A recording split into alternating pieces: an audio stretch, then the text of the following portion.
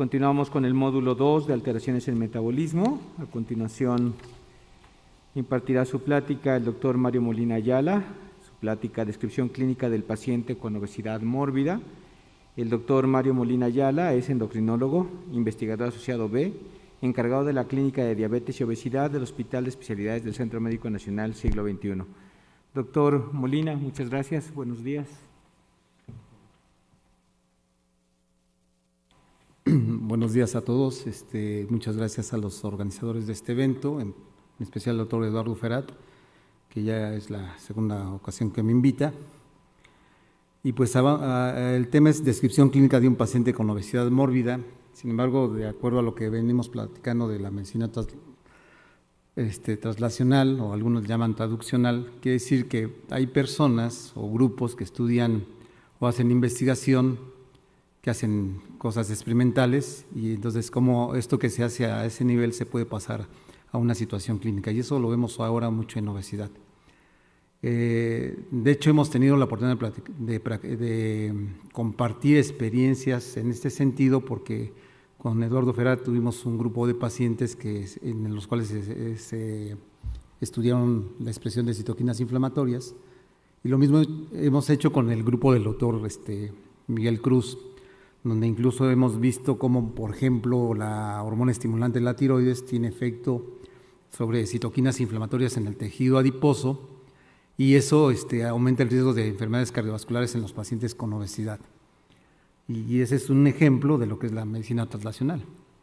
También hemos visto la expresión de genes que se expresan tanto en pacientes con diabetes o genes para obesidad en pacientes obesos con o sin diabetes, y vemos que, aunque parece ser que estos genes pudieran tener una funcionalidad o un efecto biológico igual, en realidad también tienen o comparten ciertas diferencias.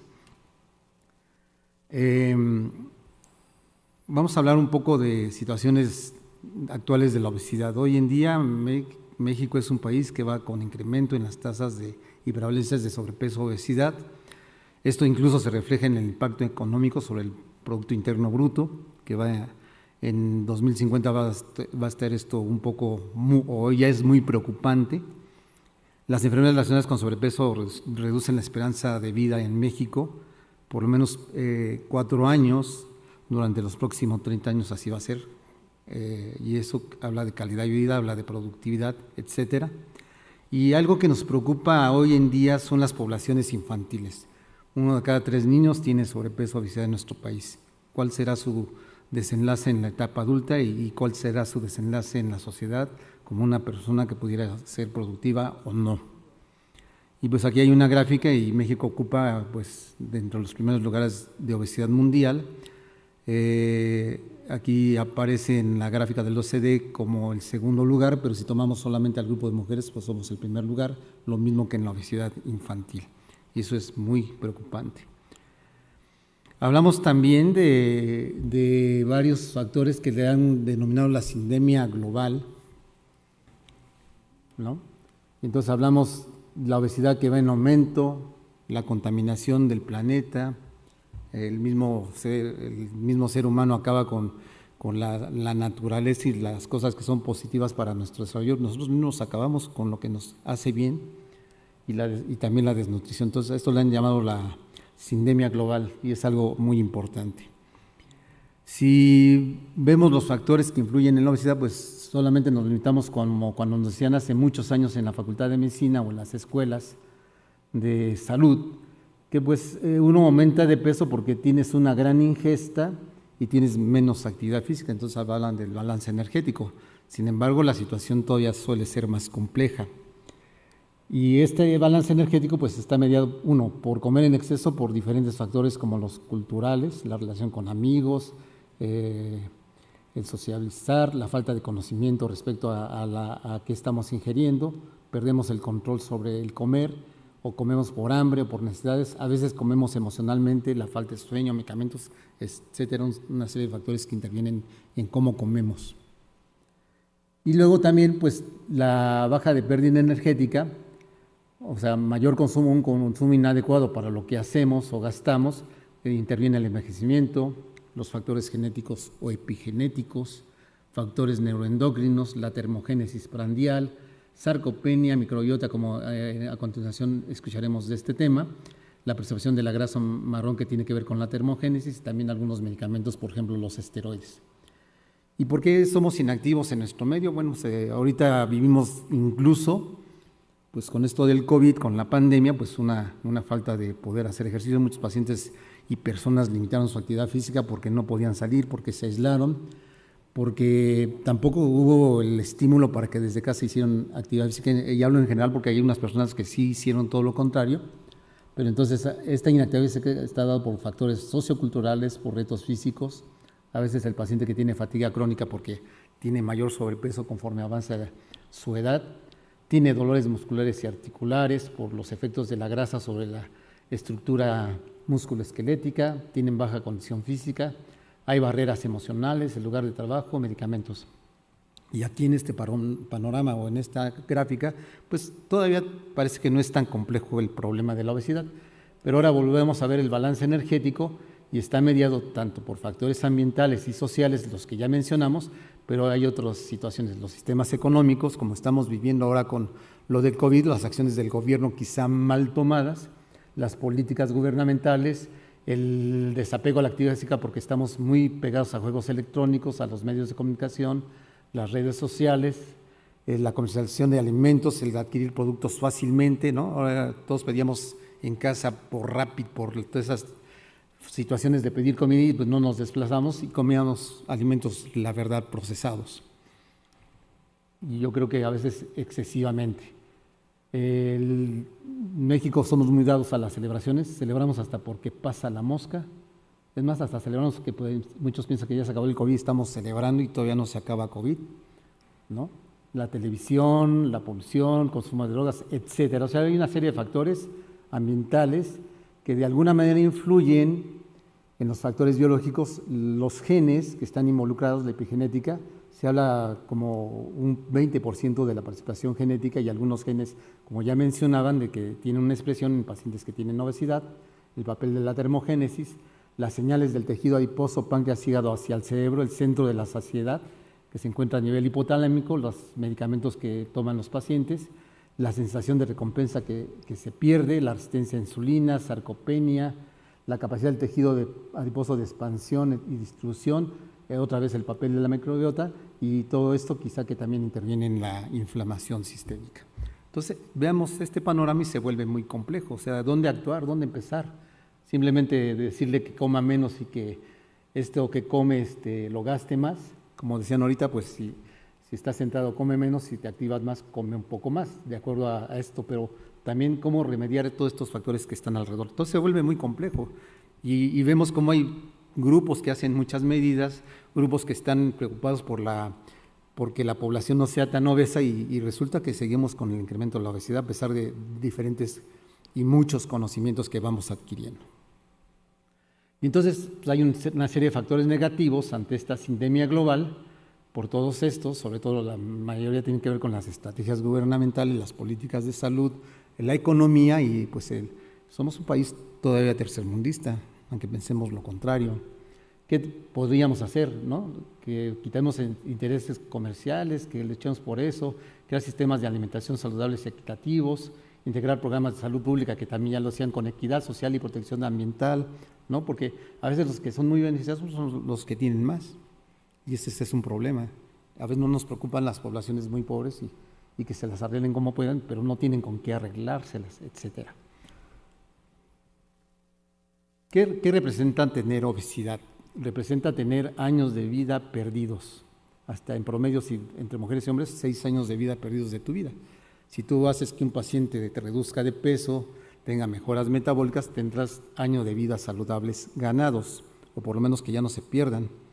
Y todo parte en el tejido adiposo, el conocimiento del tejido adiposo como un tejido que no es inerte, no es la grasita, ¿no? Tienes aquí grasita y ya, ¿no? Es un tejido complejo, muy funcional, que sirve para muchas situaciones.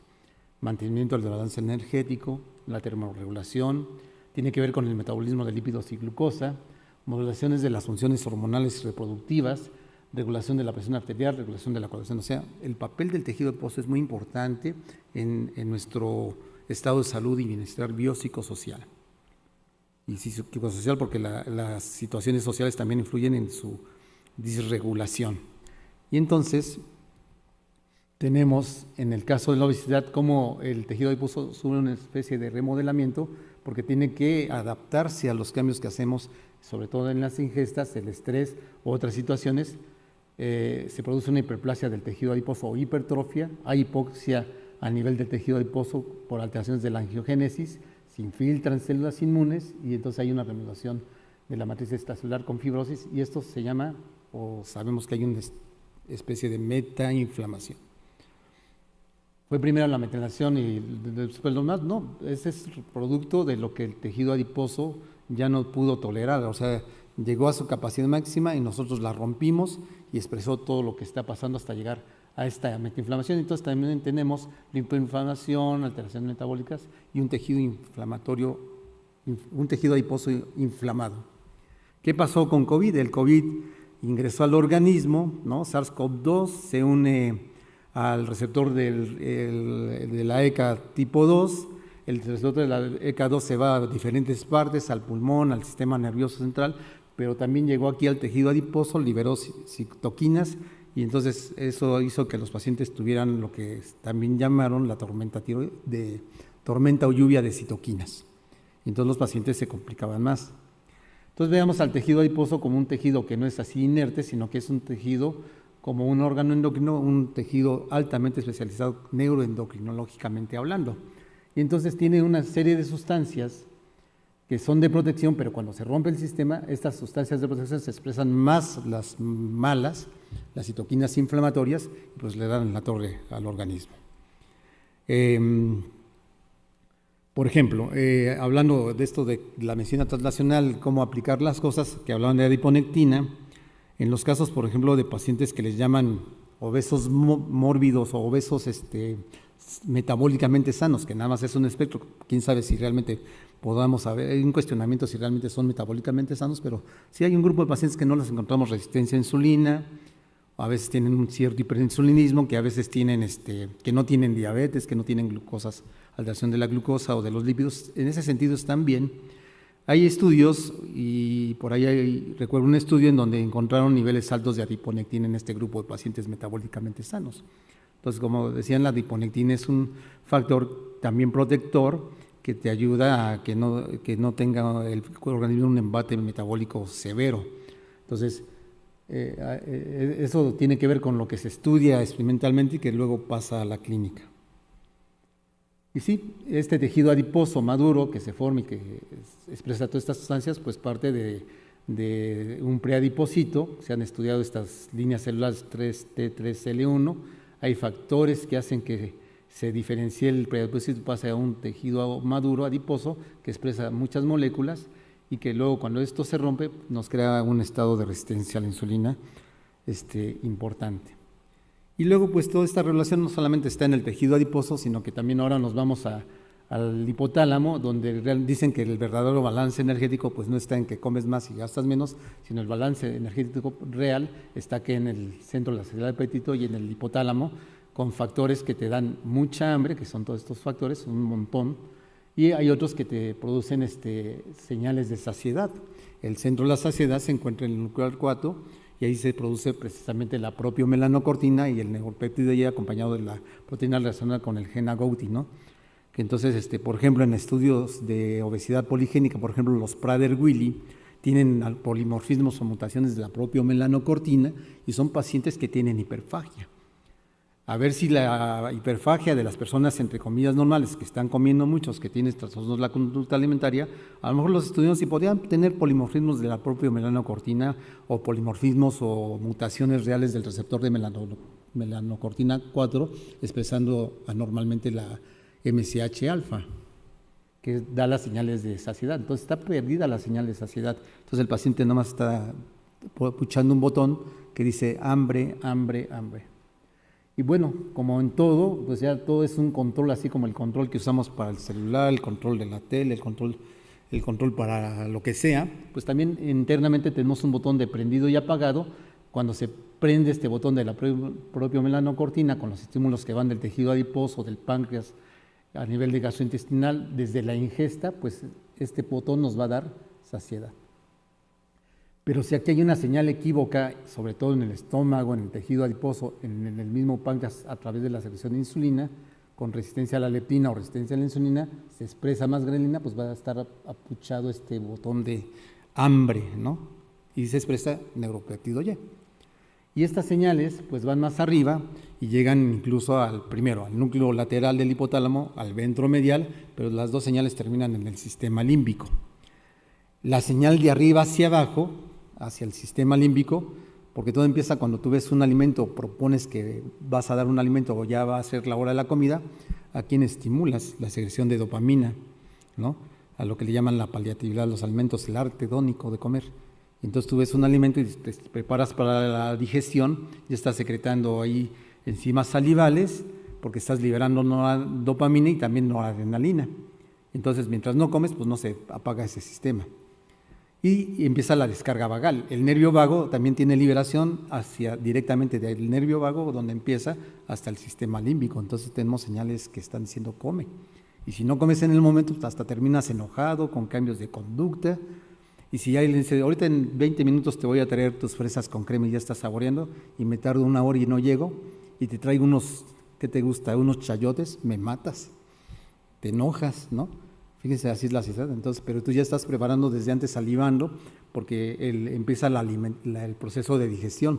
La salivación, más el bolo alimentario, el alimento toca el dorso de la lengua y empieza el proceso de digestión, ¿no? Y ahí va el alimento por el tobogán, que es el tubo digestivo, hasta llegar al estómago, sale jugos gástricos, se distiende el estómago y entonces se libera colecistoquinina, que era de los primeros estudios que se hacían, cómo se liberaba colecistoquinina, y era el que daba saciedad, pero no se conocía todo lo demás, eso allá por los 70s.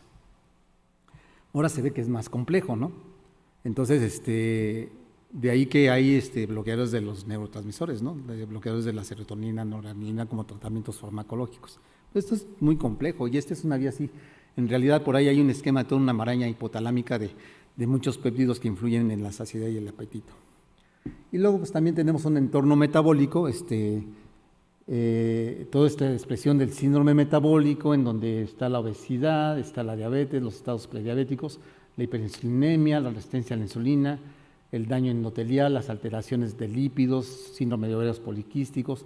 Muchos olvidamos el estar cuidando el ácido úrico. Tiene un efecto a nivel endotelial y tiene participación en la resistencia a la insulina, y que lo cual nos puede llevar a complicaciones vasculares, porque también se liberan mediadores de inflamación con alteraciones fibrinolíticas. Entonces, vean, todo esto es muy complejo, ¿no? Y hay grupos que estudian esta parte, hay grupos que estudian en los genes, hay grupos que estudian las soluciones clínicas, hay quien estudia los fármacos. Y de repente, pues como también comentaban, pues, son un montón de genes, algunos participan tanto para diabetes como obesidad, o unos son puramente de obesidad, y son más genes que si se expresan pueden pues dar una disfunción a nivel del tejido adiposo, y no solamente allí, sino en el centro de la saciedad y el apetito.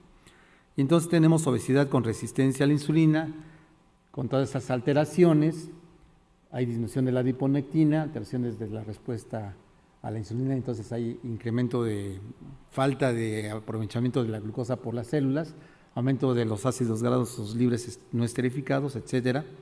También obesidad y dislipidemia con incremento de la lipólisis y todos estos mecanismos. También hay efectos a nivel del corazón. La grasa se rodea el corazón y esta infiltración grasa te puede llevar a una falla cardíaca, alteraciones de la conducción, arritmias, etcétera, aumento de la poscarga del ventrículo izquierdo, etcétera. Y también a nivel del riñón, la grasa se le deposita a los glomérulos, se llenan de grasa, producen algo que algunos ya han llamado glomerulomegalia. Nosotros estudiamos un grupo de pacientes de obesidad y lo que encontramos es que tenían alteraciones de la filtración, tenían hiperfiltración. Y entonces hubo cambios favorables en estos pacientes que tenían alteraciones a nivel del riñón después de una cirugía bariátrica. Y ya empiezo a hablar de los obesos mórbidos. Entonces la cirugía bariátrica, que es algo que hacemos en el centro médico, yo soy encargado de la clínica de obesidad. Aquí en el Hospital de Especialidades tenemos un grupo de atención multidisciplinaria a pacientes con obesidad mórbida que requieren cirugía bariátrica, pero no es la cirugía bariátrica el objetivo, o no los acepto porque los mandan para cirugía. yo le digo al paciente que lo han enviado a un manejo integral para la obesidad, donde participan nutriólogos, psicólogos, psiquiatría, endocrinólogos, etcétera. Se van educando, como dicen o han mencionado, si sufren un proceso de evaluación, se tratan las comorbilidades, se tratan desde el punto de vista nutricional y farmacológico estas alteraciones previas a la cirugía, y una vez que el paciente baja el 10% del exceso de peso, se envía a cirugía para que sean preparados, ya sea para bypass o con Yederux o manga gástrica. Entonces se ha visto que en estos pacientes que tienen alteraciones del flujo sanguíneo a nivel del corazón, pues mejora el flujo sanguíneo a ese nivel tras las intervenciones, y mejora también la falla cardíaca y disminuye la sobrecarga del ventrículo izquierdo. Entonces las técnicas que ocupamos son bypass con Yederux, manga gástrica, con resultados favorables sobre la diabetes, sobre la hipertensión. Y aunque ahí dice curación de la diabetes, no se acepta el término de que la diabetes sea curada con la cirugía bariátrica. Los pacientes entran en remisión. Se llama que remisión parcial cuando cumplen 2 años de cumplir metas de control de la diabetes, lípidos, etcétera, y se llama remisión total cuando cumplen 5 años. Este es un grupo de los pacientes que más o menos hemos tenido varios protocolos que también hemos participado con otros grupos, pero este es un protocolo que hicimos de riesgo cardiovascular antes y después de la cirugía. Aquí el apego dietético dice, no, pues ¿cómo se apegan 85%? Eso no es real en la población, desde luego que no. En la población normal el apego dietético es nulo, o sea, no hay apego de nada, porque no tiene indicaciones, comemos lo que se nos presenta. Este es un grupo ya captivo que tenían un seguimiento en la clínica de obesidad, y el 85% tenían apego a las indicaciones que les daban nuestros nutriólogos. Y estos son los antecedentes de importancia en la población estudiada, siendo más importantes los antecedentes familiares de hipertensión, de diabetes y de la misma obesidad. Y también un 67% de los pacientes tenían ya obesidad prepuberal, o sea, ya eran gorditos de siempre. El grado de escolaridad de estos pacientes, la mayoría tenían educación media superior y algunos tenían licenciatura también. Ocupación, la mayoría son empleados. Y bueno, sí, también teníamos algunos pacientes que eran del sistema de salud, e incluso algunos médicos y enfermeras que hemos tenido del hospital. En el seguimiento de los pacientes antes y después de la cirugía, pues tenemos situaciones de reducción de peso significativas en cuanto a la cantidad de kilos que han bajado a los 12 meses, cambios favorables en el índice de masa corporal que los ponen en menor riesgo. Y lo que también resalta, esta parte donde tiene el peso máximo y antes de la cirugía, esta reducción de peso es el quehacer que hace la primera parte de nutrición, las indicaciones médicas, el todo, ¿no? No es todo la cirugía, es una preparación previa. Y lo digo porque en grupos particulares a veces el paciente llega, lo operan y no lo hacen, no tiene un seguimiento previo, ni mucho menos posterior, entonces tienen todas las complicaciones. Y vean ustedes en todas las variables metabólicas alteradas, cómo hay mejoría sustancial en todas ellas. O sea, es una maravilla, sin embargo hay que tener en cuenta que los pacientes también pueden tener complicaciones quirúrgicas. Y hablando, por ejemplo, de prevalencia prequirúrgica de estos padecimientos, prediabetes, diabetes, hipertensión, dislipidemia, pues cambia mucho la categoría de prevalencia en estos pacientes. Aquí está en gráfica la reducción de peso, que es significativa. Aquí vemos la media del índice de masa corporal, llegan 30 con una variación. Algunos pacientes, incluso si hacen las cuentas y los vemos, estén en peso normal.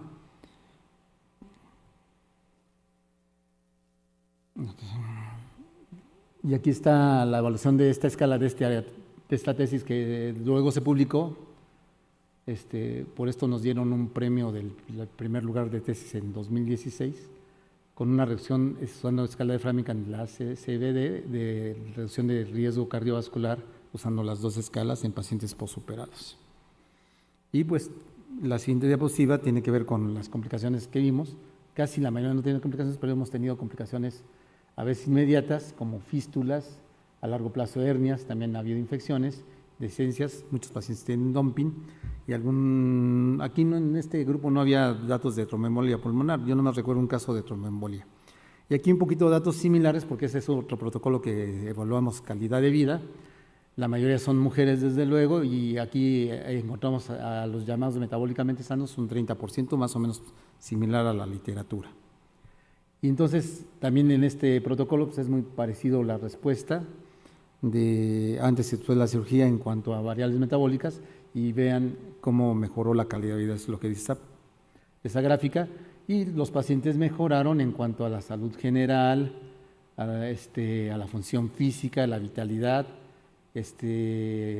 al rol, bueno, en rol emocional y salud mental a veces no, porque aquí es muy importante porque cabe señalar que a veces los pacientes ya tienen trastornos psiquiátricos que siguen atendiendo el servicio de psiquiatría. Y luego, pues, finalmente lo que hacemos con los pacientes de obesidad mórbida o los de grado 2 que tienen comorbilidades que son candidatos a cirugía, tienen que tener una evaluación clínica, una evaluación del estado nutricional. Si no tienen estas evaluaciones, no podemos seguir adelante. Evaluamos las comorbilidades y entonces el paciente empieza con una primera etapa de modificación de estilo de vida, programa nutricional, programa de actividad física y modificaciones conductuales. Si el paciente no tiene una respuesta asertiva o acertada, lo ideal sería fármacos. Para el tiempo en que hacíamos estos protocolos, no contábamos con fármacos antiobesidad en el seguro social. Ahorita contamos con liraglutide, pero solamente la tenemos, podemos utilizar en los pacientes que tienen diabetes tipo 2 de la clínica de obesidad. Y entonces también suman respuestas. Y ya cuando tienen un seguimiento y una respuesta adecuada, pues ya son pasados para ser candidatos a cirugía bariátrica. Estos programas no funcionan si no se tiene un equipo de manejo integral o multidisciplinario. Siempre tenemos que evaluar riesgos de complicaciones, el estado siempre continuo de salud y asegurarnos de que la respuesta sea bien, incluso en el largo plazo. Estas son las comunidades mayores y menores que hacen que el paciente que tiene obesidad grado 2 pueda ser intervenido. Es decir, un paciente que tiene menos de 40 de índice de masa corporal, si tiene una mayor, eso lo hace candidato. Si tiene dos menores, lo hace candidato. El SAUS es una de las patologías muy importantes para decidir la cirugía y también los problemas articulares junto con los problemas metabólicos. Estos son los criterios para la cirugía y mucho tiene que ver con la estabilidad psicológica y si el paciente comprende no los mecanismos de la cirugía y sabiendo que pudiera tener complicaciones y por eso tiene que firmar su hoja de consentimiento informado. Las complicaciones que pueden presentar los pacientes tienen que ser dadas a conocer y nosotros tenemos que estar alertas de las que se presentan. Son los resultados de las diferentes técnicas quirúrgicas y se logra la normalización de niveles de glucosa, por ejemplo, con la manga gástrica entre el 48 y 68%, pero por ejemplo con bypass de hierros hasta 84%. Hipertensión 75 y aquí 38-73. Realmente es menor siempre con la manga gástrica y los pacientes que tienen manga gástrica tienen la posibilidad de recuperar peso en el poco tiempo, si no se cuidan. Siempre hay que entonces volver a las situaciones de educación y de vigilancia continua. Y estos son los factores hormonales por los cuales el paciente tras la cirugía bariátrica puede reducir de peso, lograr saciedad y tener una respuesta metabólica aceptable. Y pues bueno, ustedes ya vieron estas gráficas, oyeron las pláticas anteriores que hablaban mucho de posicionar al paciente, hacerlo responsable, educarlo, darle seguimiento, pero sí es muy importante dejarle su responsabilidad y no todo hacerte cargo de todo de él. Tenemos que compartir la responsabilidad y el paciente tiene que entender que él es el principal efector de un grupo multidisciplinario. O sea, el paciente no es el que le da todo el grupo multidisciplinario, sino el paciente es aquel que recibe lo del grupo multidisciplinario, pero es parte del equipo. Yo lo hago sentir parte del equipo porque es el responsable, es el principal efector de llevar las cosas. Y eso lo logramos con el seguimiento adecuado. Y bueno, ya después de todo esto, pues una imagen vale más que 1000 palabras, pues tenemos así muchos casos en el poco tiempo y con calidad de vida bien, cambia su aspecto, cambia su vida. Algunas ya hasta se han divorciado porque empiezan la celotipia de los maridos. Ella está bien delgadita, ahora da clases de gimnasia rítmica. También los varones le hicieron una manga gástrica, se estancó, subió de peso y le hicieron un bypass y está muy bien. Este paciente diabético logró metas de control y pues el cambio es impresionante y así. Hasta el 2019 llevábamos entre 3 cirujanos como 900 cirugías. Vino la pandemia y se cerró un poco la clínica y ahorita estamos retomando los quehaceres de la clínica, volviendo a llamar a los integrantes del grupo y pues vamos a tener que sesionar para no parar esto. Y esto es lo que les decía, se requiere de un equipo de manejo integral, pero el paciente no es el que recibe, sino también se forma como parte del equipo y puede ayudarle a otros pacientes. Entonces, sí es cierto lo que decían, se requiere evaluación continua, basada en evidencias, educación, los cuidados y tratamientos médicos, el apoyo psicológico y una evaluación siempre objetiva de lo que estamos haciendo. Hay que promover todo esto a través de pues normar las situaciones, publicar las experiencias, siempre estar vigilando continuamente y todo esto que hacemos, plasmarlo en algún lugar para que se dé a conocer, es decir, la investigación. Y ahí es donde agradezco tener contacto con grupos como el doctor Eduardo Ferrar, el doctor Miguel Cruz y otros dentro del hospital. Es decir, es una ventaja estar aquí en especialidades porque podemos compartir con los grupos de investigación y los grupos clínicos. Y aquí en el Hospital de Especialidades, y supongo que también en todo centro médico se hace, ¿no? Entonces, pues es una cosa muy, muy importante y pues da muchos beneficios, da muchas satisfacciones.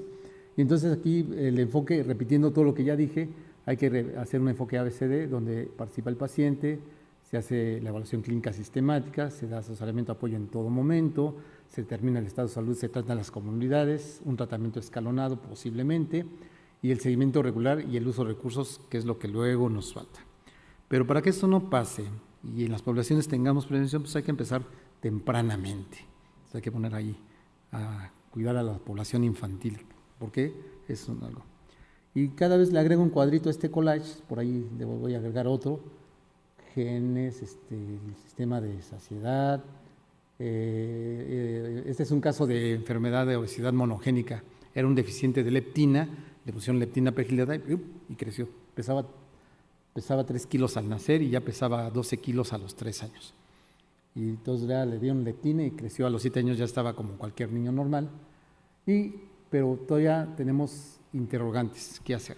O sea, hacemos mucho, parece que hacemos mucho y todavía no sabemos cómo termina este problema. Les agradezco hasta aquí su atención.